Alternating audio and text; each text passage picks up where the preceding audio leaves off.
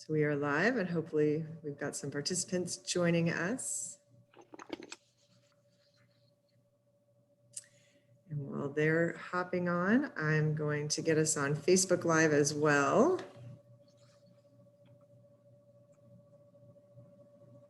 I think we may have somebody coming up from Philadelphia. Excellent.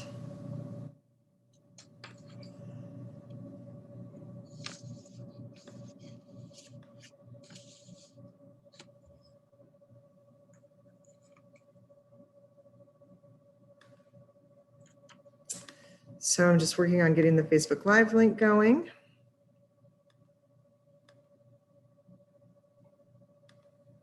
As I see people are joining us, welcome.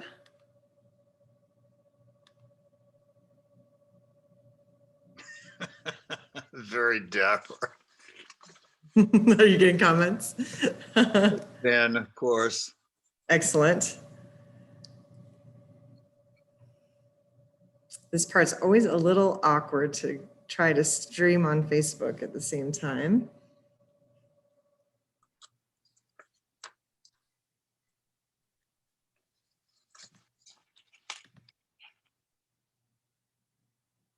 Okay. We are live, it looks like, or just about to be on Facebook. And I want to welcome everyone to our Chebacco chats. You may have noticed that our weekly Chebacco chats have moved to an every other week format. So hopefully you're able to keep up with us as we move to that every other week format throughout the winter months. But we're excited to be able to offer this series. And we're continuing to be grateful that we offer it in with support from Bar Harbor Bank and Trust. And so I'm just double checking. It looks like we are live, and now I'm going to share our screen. And today we will be talking about the auto wars and the long history of whether or not to allow cars on the island. And joining me today is Dr. Bill Horner. And we both have done quite a bit of work and research on the history of the auto wars or the auto debates taking place here on MDI. And in part, I did that when I was director of the Seal Cove Auto Museum. And Bill, you did that as part of your one of your articles in Chebacco. So, so we both have a little bit of different perspectives and different ways that we've engaged with this history. And what we thought we would do today is a little bit different than a normal Chebacco chat. Because this was a debate and an exercise in civil discourse, which we continue to debate and have discussions about things here on our island and in all different kinds of communities, we thought we would maybe take the different perspectives of the people arguing their sides of whether or not to allow autos and actually do that in a debate format. So Bill, as you can see with his lovely attire, is going to be representing the summer visitors' perspective and summer residents, and be in favor of keeping the island pristine and clear of automobiles. And I will be representing the pro-auto faction. And the way we're going to structure the debate is to look at various points in time from 1903 to 1915 and the way that the debate sort of changed and the arguments, how they changed and evolved over time. So if you'll indulge us in this kind of hopefully fun exercise, we will get started. And Dr. Horner, I will allow you to introduce the topic and start our debate. Well, Ms. Bench, I simply have no idea what you're talking about. Bringing automobiles onto this island where everything is about horse and carriage. Everything is about quiet, beautiful scenery. I'd like you to think back on the last 50 years and what's happened as a result of the summer colony's arrival in this beautiful island. In 1853, if we start from that point, Bar Harbor is just a very small, almost out of the way, tiny little town, depending upon fishing and logging. In fact, they cut down virtually every tree on the island. But at some point, they wished to promote the visitation of summer people like me. And they did this for several decades, as a matter of fact. And we came in vast numbers. We initially came as rusticators who rented rooms in local boarding homes. But as our numbers increased, you started building hotels for hundreds of people. In fact, today there are some 18 hotels in Bar Harbor as a result of this incredible benefit to your local economy.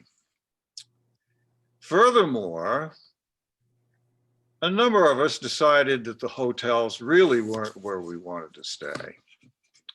We really wanted our own cottages. And so we began to build them. And as of now, at last count, there are some 41 beautiful cottages dotting the hills and harbors and cliff sides, not only in Bar Harbor, but stretching out over much of the island. So it's an idyllic spot. People come here to rest, to compose poems, to write music.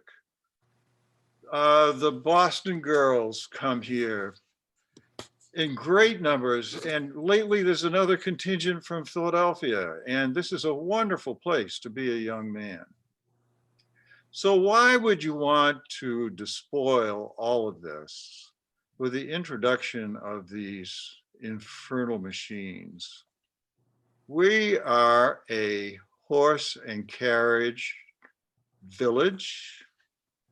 In fact, some 800 horses are owned by your own native people all year round. And the fact that we bring another 1,000 of them with us onto the island in the summer creates an enormous industry in the livery. A gentleman down on School Street, in fact, has just designed a wonderful carriage called a buckboard. And we use these carriages to go down the beautiful paths and horse trails such as you have here in this 1903 postcard. Lastly, one of your own, Mr. W.H. Sherman, publisher of the Bar Harbor Record and a printer, in 1890, as you can see from this illustration, wrote this beautiful, extensive guide to Bar Harbor, in which he extols the virtues of the paths and roads as they currently exist, running to the heights of land and skirting the cliffs and overlooking the precipitous views off into the ocean. Can you imagine what effect automobiles would have on these roads? How can you even consider the thought? Well, thank you for this opportunity to present my point of view. Well, I appreciate that point of view. And while I can understand that, sorry, I'm struggling with the slide presentation. I would argue that we also have need for year-round businesses that extend beyond just the summer residents. Year-round residents need year-round income. And thanks to the limitations of your perspective on how we can build up the economic structure of the island, this very important business that opened on West Street called the Boston Automobile Company has just recently been forced to shut its doors. This entrepreneur had come into Bar Harbor on West Street and opened a large manufacturing plant, not for cars that would be dangerous and dirty and smelly, but for these lovely little steam cars that are quiet and easy to operate. They don't pollute. And by the way, they don't make a smelly mess like all of your horses do and muck up the roads. And so the Boston Motor Company had employed skilled workers year round who were able to be carpenters, blacksmiths, painters, detail workers, mechanics, all sorts of different things. And they shipped these little steam cars to South Africa and England and all over the world, right here from Bar Harbor. This was meaningful employment for year-round labor. However, because of a lack of desire, the automobiles were not sold to local residents as the entrepreneurs had initially thought, which was really unfortunate. And so we would like to extend the availability of the island to automobiles, not only because it would offer you more employment for our year-round residents, it would offer a lot more opportunities. We could start garages, we could start car dealerships, gas stations, steam, water stations for steam cars, electric charging stations for electric vehicles. And then more people can come onto the island locally who live in the region and who live throughout the state.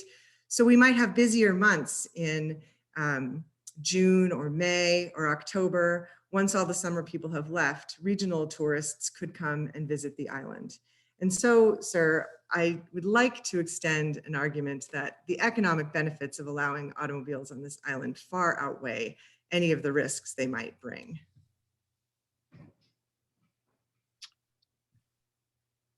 Well, thank you for that point of view.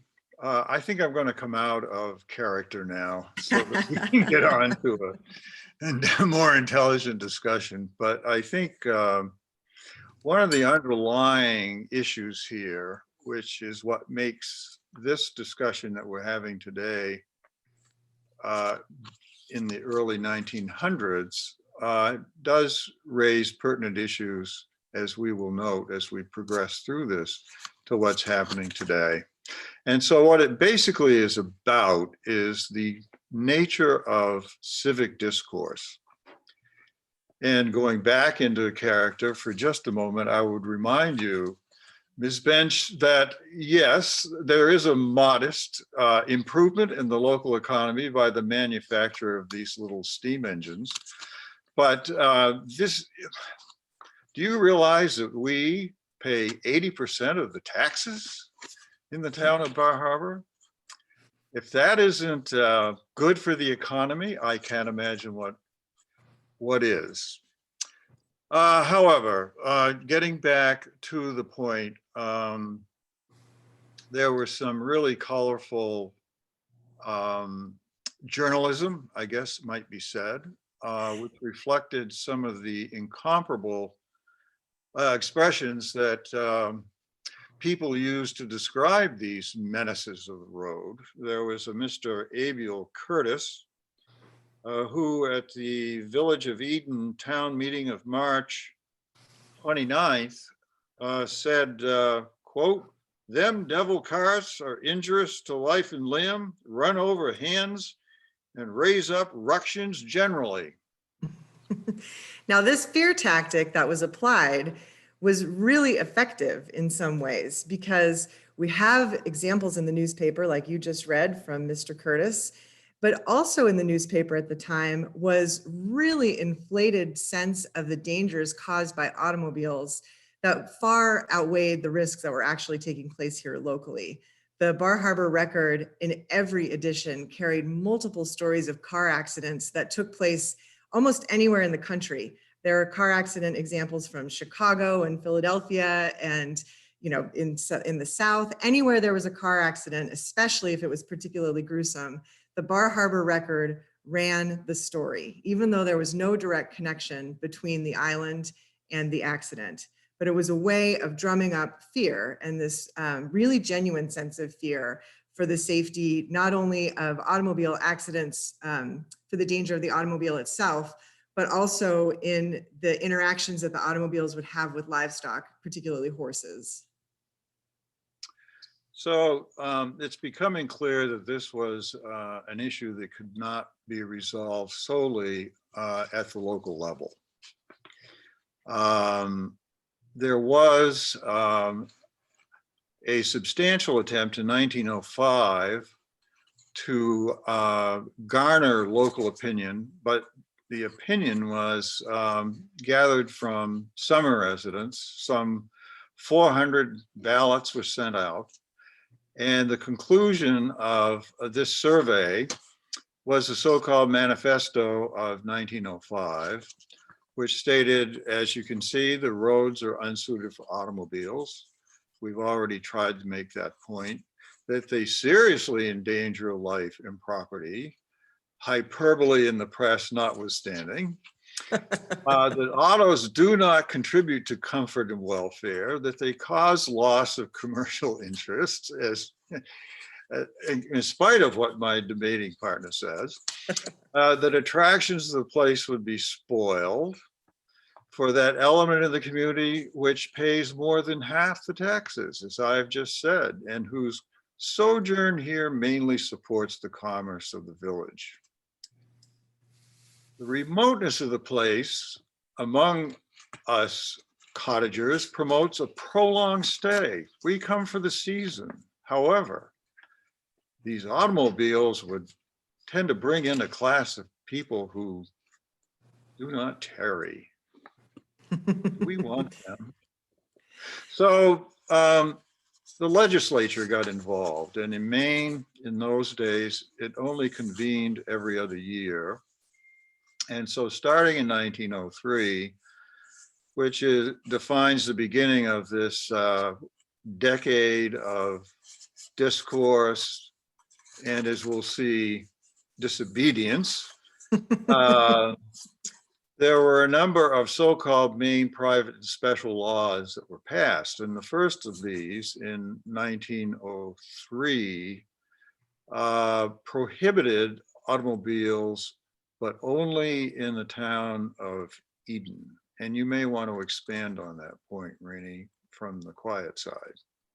Yes, so at the time there were sort of the 3 townships on the island. And what happened with this from the state legislature is that this ordinance allowed each town to vote for itself in the state of Maine, not just on MDI, whether or not to allow automobiles in their community.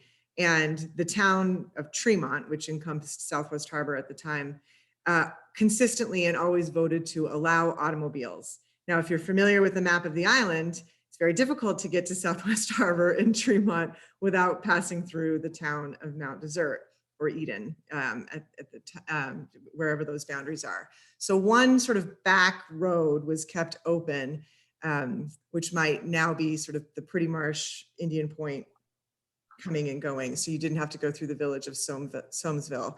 And the roads were known to be particularly bad and particularly dangerous. You can see here, there's this really great quote.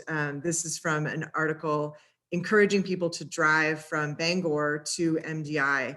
And it mentions the 26-mile distance between Bangor and Ellsworth as being, quote, about as difficult a road as could be found. And it's made up of genuine Maine miles, where they run a dog to death and call it a mile. The roads on Mount Desert Island are ideal for automobiling, though some are quite hilly. So, so road conditions and road access were a driving point in some of these early debates. So getting back to the legislative side of things, between 1903 and about 1907, I believe, there was a fairly quiet interlude. But that doesn't mean that the local debate wasn't being carried out fairly forcefully. You know, you have headlines in the paper that say, wherever men do congregate, the discussion about whether or not to allow automobiles is the main point of conversation. So by the time that 1909 rolls around, there is yet another act under the so-called Maine private and special laws, which extends the extends the ban on automobiles to all, I'll quote, to all the ways and streets in the towns of Eden, Mount Desert, Tremont, and Southwest Harbor on the island of Mount Desert, save this special section connecting Tremont to Trenton via Pretty Marsh, Indian Point, and Town Hill. And so that was the provision in that law of that time that allowed people in Southwest Harbor to actually own automobiles and operate them, although they were, of course, not permitted in the town of Mount Desert or Eden at this point in time. And this is where you really see that campaign of fear kicking up, especially from summer residents. We have this great postcard, Toot and Be Darned, where you've got the little old man in his cart, his buckboard, and these young sports automobiling close up on his tail with the message on the bottom, this is bad enough, but what would happen if the team were going in the opposite direction? And the threat that your taxes will go up if you allow automobiles because of the improvements needed to the road system on the island. And the reason that we see this really dramatic increase in sort of the fear factor and the threats is because cars at this point in time are becoming more practical and more popular, and they're much more commonly owned than they were when the argument started in 1903. And so the threat and almost the demand to allow auto access to the island really starts to become much more of a broad conversation outside of just MDI communities, but becomes more impactful further afield. So now is when it really starts to get interesting, because the voices of dissent are being translated into actions of dissent. Yes, Uh, we have in fantastic fact, examples of dissent. But I think we need actually to jump back a couple of years from 1909 to 1907. You want to talk about Mr. Mahoney? Yes, I want to talk about Mr. Mahoney. Of course you And do. feel free to chime in, because I know you have some more details on this than I have. Florida Mahoney was a fairly well-to-do guy from New York, I believe, and had driven his Oldsmobile from New York up to Camden, Maine, with his new bride. Is that correct? That is correct. Yep, So this they is were a on their honeymoon honeymoon trip. tour. Mhm. And while he was in Camden, he got wind of the fact that there was all of this debate going on down on this beautiful island of Mount Desert. And so he was either convinced or of his own imagination, I guess I should say, decided to challenge some of these private and special laws. So he drove his Oldsmobile to Mount Desert Island. There was, in fact, at that point in time, of course, a bridge connecting us to the mainland, probably the worst thing that ever happened. And managed to get his car, probably in some circuitous manner, to Hull's Cove. And there, knowing of the ban in Eden, he hired a horse. I think it was just one horse. Yeah, that's what He this sounds like to me too. to the front of his Oldsmobile, whereby he could turn the Oldsmobile engine off, have the horse pull the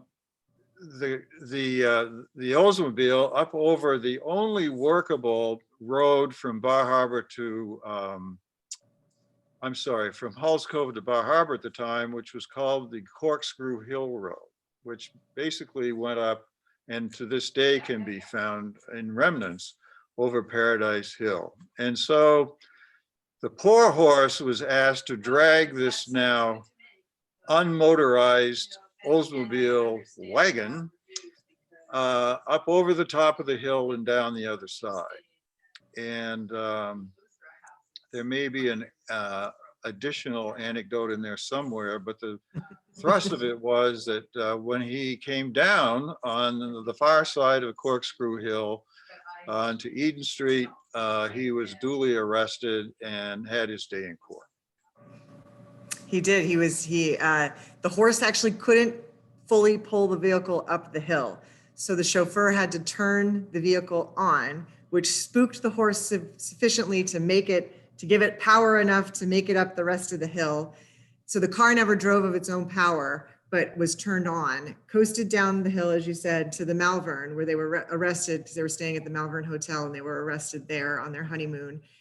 The argument that the lawyers made in court was that the state law and the ordinance was not worth the paper it was written on, that in having the horse pull the car, it functioned the same as a buckboard or any other type of non-motorized vehicle.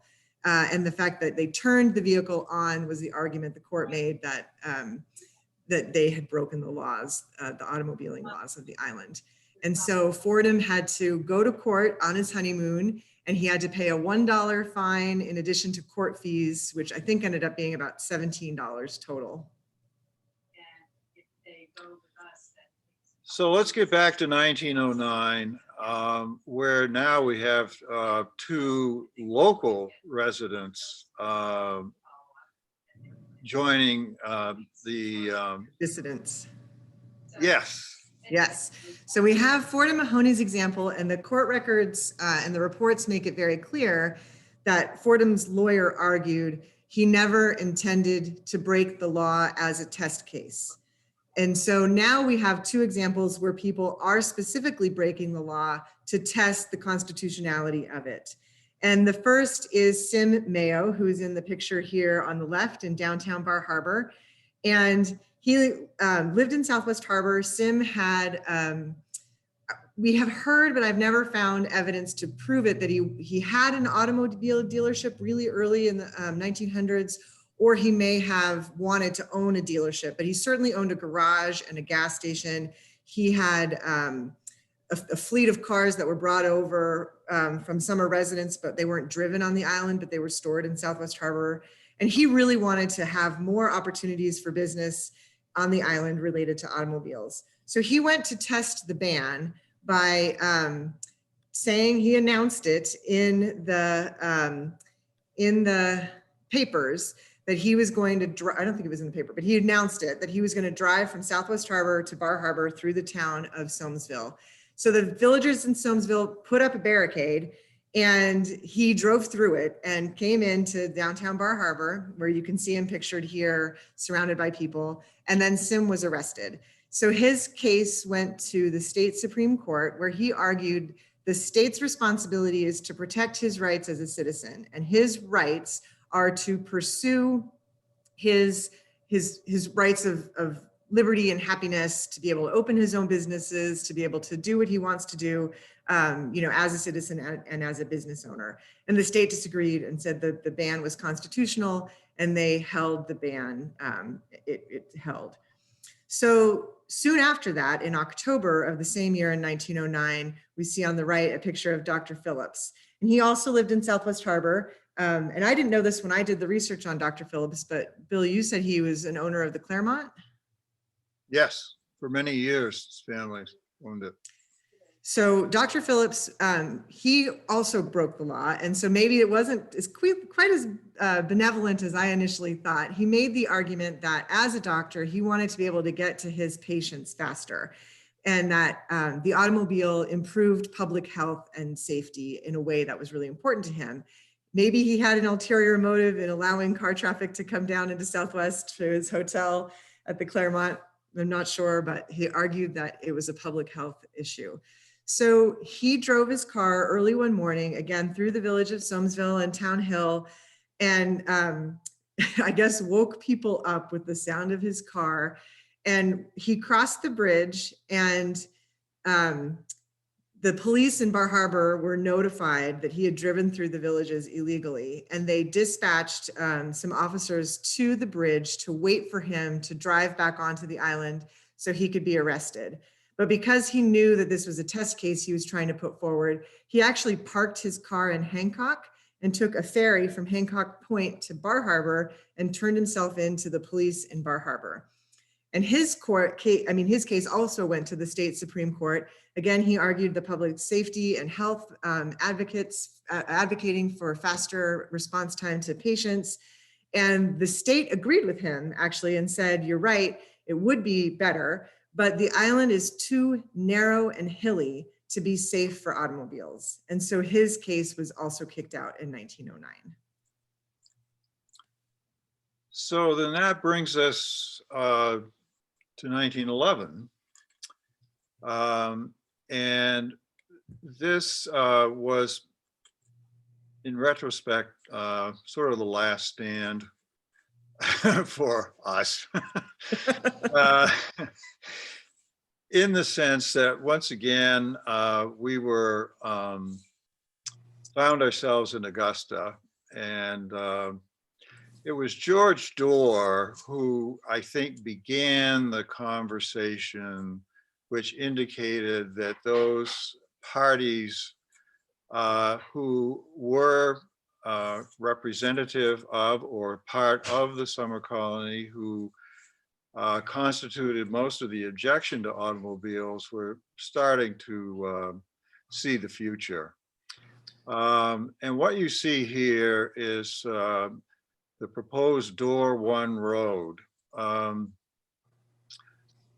George Dorr and his attorney, Luer DC,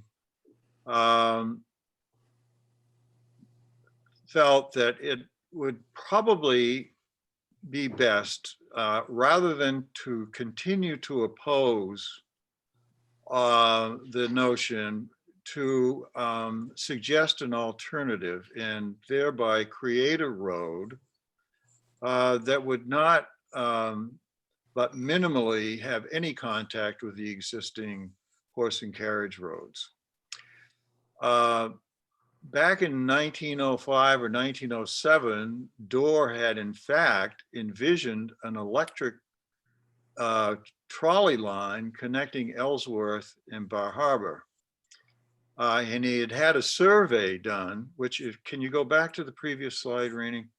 He had had a survey done precisely along what you see here is labeled the Dorr 1 road. This was intended to be a trolley line that would begin from Mount Zert Narrows, connecting with a line down from Ellsworth and taking this rather circuitous route, and terminating down on Cromwell Harbor Road at what today we call the athletic field. Dorr had a lot of financial support. John Stuart Kennedy, for example, put up about $40,000 at the time to buy this entire acreage of land, which they called the terminal lot. So they were intended to have a terminal for an electric rail line there. Well, it never got off the ground. And so Dorr, in this 1911 session, said, well, why don't we use the same survey, but make a road out of it? And so, as I say, here you begin to see, I think, the beginning of a turn in the tide, where people are beginning to realize that automobiles are inevitable, and that the faction that argues for automobiles, particularly being constituted by local people who want to sustain their economy during the winter, and for other reasons, actually had a point. There's other pressures that come into play here as well, which are really interesting. As I mentioned, cars have become much more reliable. They could go much further distance. There was better infrastructure to be able to go from place to place and know that you were going to be able to get gas. At this point, electric cars have sort of gone by the wayside. So we find this really interesting decrease in visitation in 1910, 1911, and 1912 era. where there's a lot of complaints in the public record and the newspaper and correspondence back and forth between people about the dullness of the summer season, that people just weren't coming. And this ends up being attributed to the ban on automobiles. And in fact, there were several hotel owners in southern Maine who got together and wrote a letter to the hotel owners in Bar Harbor saying that the ban of cars on MDI directly impacted the business of hotel owners in southern Maine, because people wanted to take automobile vacations. And if they couldn't drive their cars on MDI, they weren't coming to Maine anymore at all. They were going to Niagara Falls or Newport, Rhode Island, or other places that welcomed automobiles. And so the hotel owners in southern Maine were actually asking the Bar Harbor hotel owners to lobby to have the ban lifted so that auto tourism could become a much stronger element in the state of Maine. So I was just saying, as we're wrapping up here really quick, we have a couple questions that are starting to come in, but on Facebook, you're welcome to post some questions to the forum there, and I will find them here either on the chat feature or the question and answer feature. Please go ahead and type your questions in, and as we wrap up, I'll make sure we have a chance to answer those. Sorry, Bill, go on as we finish the ban. Yeah, so between 1911 and 1913, the handwriting is on the wall.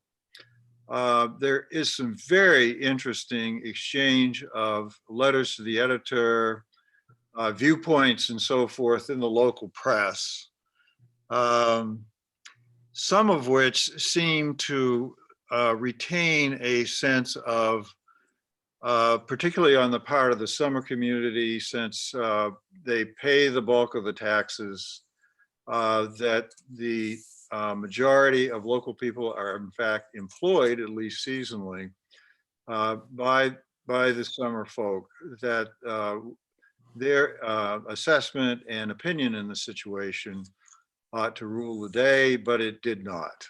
And so finally, in 1913, quote, an act permitting the use of automobiles in the town of Eden, unquote, was passed by the 76th legislature on March 18th. And at last, the onerous chapters of the previous 1903 and 1911 acts were repealed.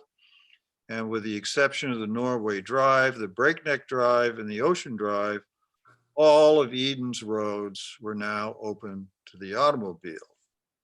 However, and I'll let you take it from there.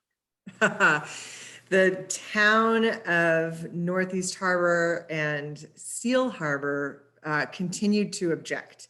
And they made objections based on the fact that they had initiated rental agreements for the season with the condition that there would not be automobiles allowed in those communities. And that actually was able to stand for a little bit longer until finally mid-summer 1915, the state steps in and says, enough.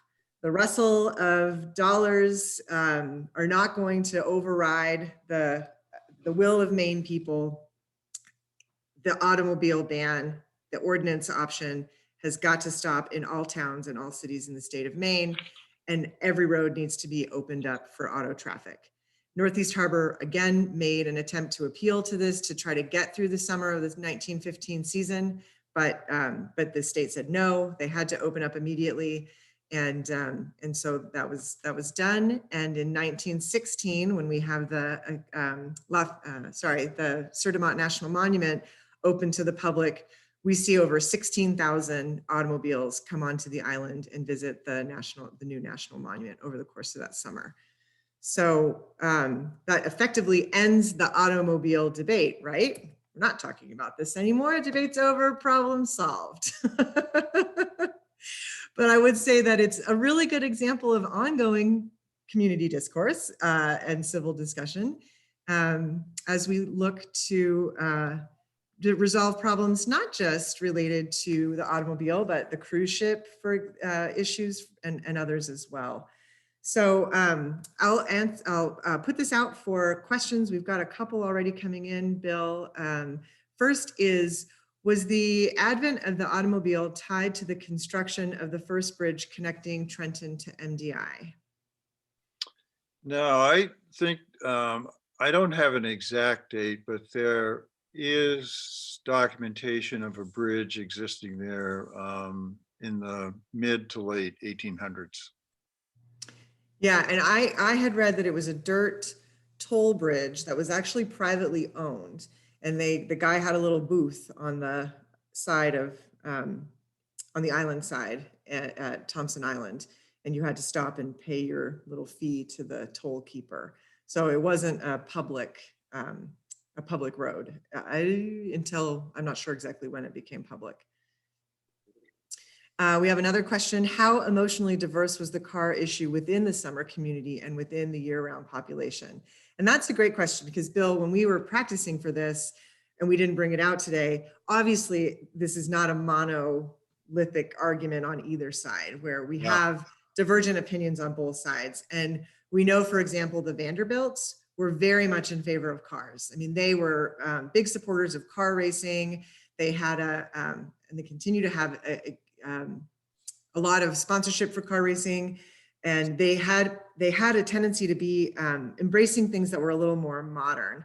They had like the first heated swimming pool and some other examples of modern amenities.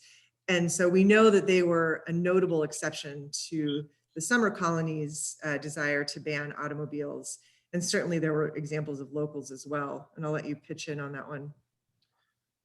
Yes, in this so-called interregnum period of 1911 to 1913, one of the most refreshing letters to the editor came from a fellow named Dave Hennon Morris, who lived close to Hulls Cove. And he had had a fire in his stables and completely destroyed. And so he wrote a letter to the newspaper saying, you know, I have to make a decision now as to whether I'm going to rebuild my stables or build a garage. And he kind of used that to reflect on the progress of the arguments. And he said, you know, progress is inevitable. I think it's time that we realize that these automobiles are here to stay. And quite frankly, over the same decade, from 1903 to 1913, progress in the manufacture of these automobiles had made huge, huge leaps. Yeah, and absolutely. so, you know, it was no longer a cogent argument to say that they were dangerous devil machines. And the last question we have so far is, did the national, oh, we are a little over time, sorry, but we'll take this as the last question. Did the National Monument take a position on the issue? I think well, here's how I would answer it. in the going up to there was a lot of communication between Dorr and Elliott and articles written in National Geographic magazine about the beauties and sort of unique elements, natural elements of Mount Desert Island, and this effort that the Hancock County trustees of public reservations had taken to set aside this land. And when they realized that the only way it was going to, in the end, fly was if the federal government got involved in one way or another. And of course, it was the old Antiquities Act that did it in creating the monument. But I think among the arguments presented in trying to preserve this gem of nature was the anticipated visitation that would take place. And certainly the automobile was part and parcel of that by the time they were making those arguments. Yeah, what I learned when I did the research for this exhibit that was at the Seal Cove Auto Museum was that part of the challenge that the park is facing today in making accommodations to the increased visitation is that it was designed originally for automobiles. And so the parking lots and the bridges and the roadways that we see today are actually part of the National Register of Historic Places. They're monuments themselves, and so they can't be changed unless it was done by an act of Congress, which is what makes some of the transportation issues that are taking place in the park today so complicated. Is it's not an easy fix because they were designed as part of the development of the park. And so I just want to thank you, Bill, for this great conversation and a little bit of back and forth debate. I joked with him that, spoiler alert, I was going to win the argument, but given the concerns that we have on the island today, Bill may still end up winning the war. And I would like to just, sorry, really quick. I would say it's a Pyrrhic victory for your side. And I would encourage anyone who's interested, if you haven't been to the Seal Cove Auto Museum, they have an amazing collection of cars from this era that really help capture and tell that story. And please go visit them. And you can see excerpts of the Auto Wars exhibit on their website. So I would highly encourage you to check that out. So next week we have a break. The week after that, we actually are meeting again on February 4th for our next Chebacco chat. And we continue with the auto theme, coincidentally, where we invite author Roberto Rodriguez to come and tell us about James Melton and his relationship with a very beautiful boat skiff Peugeot in the collection of the Auto Museum. So thank you to everyone. Thank you to Bill.